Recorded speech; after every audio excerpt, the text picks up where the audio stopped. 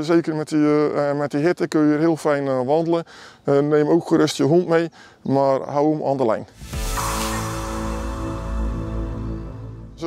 Broedtijd en ook de tijd dat zoogdieren jongen krijgen.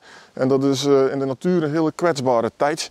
En een van de knelpunten waar we nu tegenaan gelopen zijn, dat zijn loslopende honden. Ja, die gaan soms onbedoeld achter jonge dieren en vogels aan.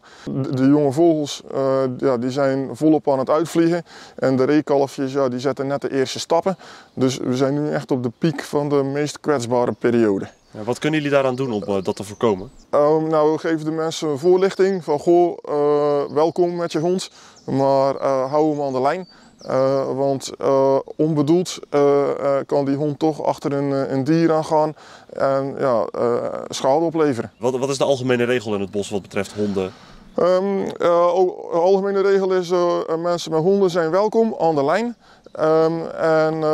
Om de mensen toch enigszins tegemoet te komen zijn er zowel in het bos van Sint-Jansteen als het bos van Klingen 2 gebieden waar de honden wel los mogen lopen.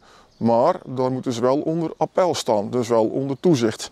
En dat hebben we dus ook al gemerkt dat niet altijd het geval is. Dus mensen die laten hun hond in het begin van het gebied los. En die lopen een kilometer en dan fluiten ze een keer en dan komt de hond uit de bosjes aangerend. Dat is niet de bedoeling. En controleren jullie ook bijvoorbeeld of de honden wel aangelijnd zijn? Normaal komen er enkele keren per week toezichthouders van ons en dat hebben we nu geïntensiveerd. Die zijn de laatste weken bijna dagelijks geweest.